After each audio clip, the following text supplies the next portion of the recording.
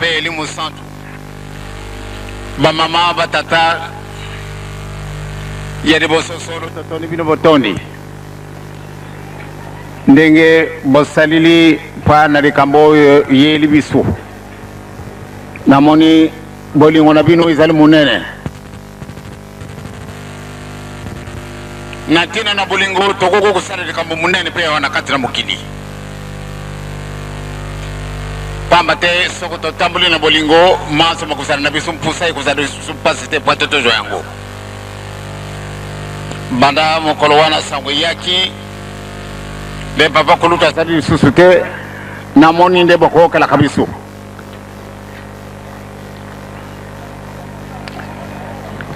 tango yo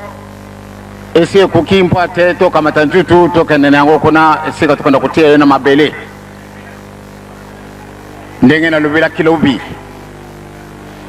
moko te akubongola nzila mususu toyaki ya wanakati na mukili na kubutama simana mikolo na biso wanakati na se tokolekala bele na nzila aliwa exemple ya mwana nzambe yezo ye mwana nzambe me ndenge abutamaka ebe kutika ye mukili oyo bele na nzila aliwa me simana mikolo misatu asikwi liluba ya nzambe ete tosala mutu na lulenge na biso donc biso nyonso tozali awa tolinga te tozali banzambe yango wana la vie na biso awa na kati na mabele il faut pondela po ate topréparer l'avenir yango pamba te mwana nyonso to soko abutami na maboko na tata na mama na ye tata na mama bakuluka nzira ete mwana na bango ayekola mpona nini po ati baprépare l'avenir na ye awa pe tozali koprépare l'avenir na biso yango wana batindi biso bolingo yango wana batindi biso tozala bana na mibeko yango wana batindi biso nde tosala pamba te soko tokoki koyiba totosi mibeko te na ntina wana bamama na batata ndenge tosi tolobili mikolo ya papa kulutu awa na kati na mukili misili asi asali musala na ye mingi boyibi oyo makambo asali mingi toyibi te kasi baoyo bayibi mingi nde bakoki kopesa appréciation ya solo tata wana asalaki boye pamba te namoni banda mokolo oyo akeyi bato ebele ngai nasalaki na mosala te me papa kulutu moto atiaki ngai na mosala ngai nasalaki boye papa kulutu moto asalaki boye makambo wana makomi lokola souvenir moko monene donc mpona ye récompense ezali pamba te makambo maso tokosala wana kati na se récompense ezali osali mabe récompense ya mabe osali likambo ya kitoko récompense ya kitoko donc esika wana batata na bamama papa kulutu amérité oyo ya ye ndenge nalobi mingi na kati na biso tokokoloba papa kulutu asalisaka ngai na boye soko tomoni délégation monene oyo elungu na poto bango bazali baétudiant bango bazali na bango kuna ndenge na ndenge kasi délégation monene wana ye na ntina mosusu te pa na bijaleli ya papa kulutu basi bayibi mosala ye asalaki ntango oyo azalaki na bango elongo donc oyo nyonso tokolona wana kati na mokili tokorekolte yango nsima na mikolo na biso même soko muntu ayibi te kasi rien à faire oyo toloni awa na se récompense na biso ezali de l'autre côté yango wana bamama na batata sikasika tokozwa ntutu e tojungi na nkamba toke kotika papa kulutu ndenge ye apiminaki na mboka na ye na nkamba toke kokonda ye esika wana mpe abutamaka pamba te toti ye na lopangu moko na ye papa tokokonda ye mosika te me toti ye esika moko na papa donc batata na mama to tondi bino botondi na maso bino bosali sikachako to kokende bino nde botikana na libondeli bosala na bino na esengo Kimbangisi oye ntango mususu mingi tozala kolela tolela na biso te yesu ntango amonaki bazala kolela lobi bolela ngai te lomilela bino moko donc bolela na bino te soko papa kulutu akeyi tokokutana mikolo mizala kujula biso toyibina ndute mutu mwindo alungwa wapi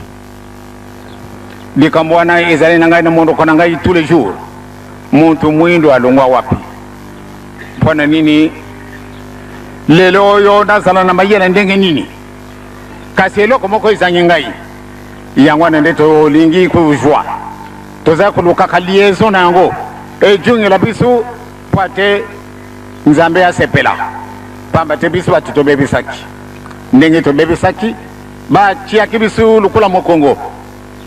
yango wana makambo na biso nyonso tobele pasi mokili na biso etundi na borchese ndenge na ndenge kasi moyen to exploite yango biso moko ezali te mpona nini eloko wana ezangi biso donc yango wana nde tozali kolukaka yesu atendi biso ete bobanga na bino te na kojungisela bino eloko na bino kasi boluka liboso bokontina likolo emasoma kopesama na bino liloba na ye wana etikali na biso na kati na mitima na biso soko tolandi ndenge wana solo tokozwa masoma za na biso mpusa pamba te yo nde ozali bazi na mutu yo nde ozali fondation na mutu ekasi okomi suka na mutu lelo omonene lokola eloko ezangi ntina on dirait tozali na basavant te basava batunda kasi elamba na ngai nakoki kosala te ifo mondele asalela ngai biloko tozali kolobela biso nyonso totundi awa biloko ezali na biso ya biso te mpona nini eloko wana ekatanaki liaison tojungela liaison wana totambola na bolingo totambola na mibeko totambola na misala sino soko tokeyi bino botikala kosala libondeli tokani tokokenda na kuumela na ngai te na mikolo oyo na kujunga kaka pamba te nakokotika bino boye te po ate na mokolo ma poso nde mokolo na biso wana ndenge tosalaka na kati na lunguma na biso donc ezali te pamba te papa kolutu akeyi malamu nde totikala na deuil soko mikolo boni biso deuil ezali te pamba te ntina na likambo bino moko bosi boyibi soko ye ajungi na ye esika nini tika te tata nzambe na nkolo yezu limu santo akumisama abongisela biso po ate tozwa nguya na makambo maso mazangi biso tokoka kosala ndenge elingi ye tobongisa mokili na biso ezali ya biso ya moninga te ya biso moko tozala bana na botosi bolingo misala mibeko tokani donc botikala na esengo bolela na bino soko mokete vraiment botikala na kosala ntinsa na bino ndenge tosalaka yango tokani pamba te kuna pe na nkamba na si na pesi message kuna tokenda kukuta na bango na muvuma Kimbangisi oye Kimbangisi oye Kimbangisi oye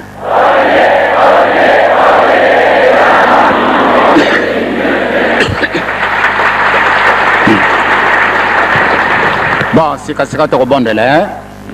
tobondela onkumi ya tata mwana pia elimu santo maluba mazali na biso te ezali na biso kukabwana na biso na papa kisolokele lokelo pamba te yo nzambe opesaka ye awa na kati na mokili banda le 12 février 1914 ya solo ituma munene kamatanaka le 25 mai 1916 nde butami papa de Lungana le 22 mars 1918 ezali mokolo oyo nga moko na butamaka. Quel drôle de coïncidence. Coïncidence moko epesi biso lokola mawa kasi epesi biso esengo. Nazali penepene na papa kulutu nde soki azalaka vivant na mosuni nde ndenge tozali koyamba na pamba te mokolo oyo nga na butamaka. Kasi yo nzambe osali likambo na yo ye ake kosepela yango na lolenge na ye.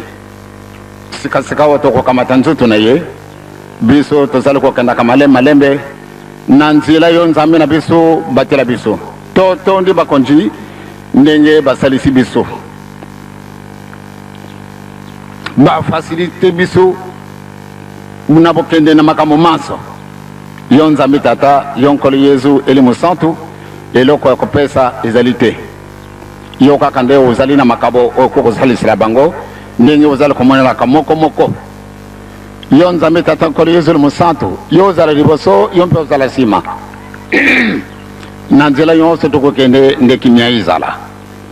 Mboka na biso banda na le deux Kasai oriental na occidental na Shaba na Kivu na Ozaïre na Équateur na Bandundu la ville de Kinshasa et le Bazaïre ezali mokili moko. Tika te tookana totunga mokili mongo tomibongisela biso moko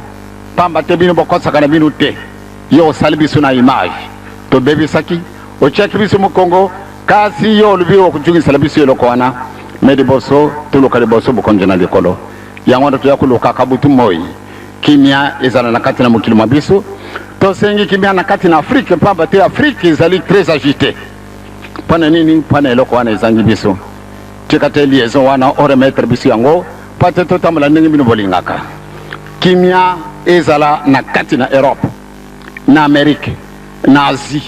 na Océanie maso na biso tika te masalama ndenge na bolingo na bino na komu na tata mwana pia eli mosantu amen. Nakani sito okani sika wana vraiment bosala mosala na bino ndenge kosalamaka tokani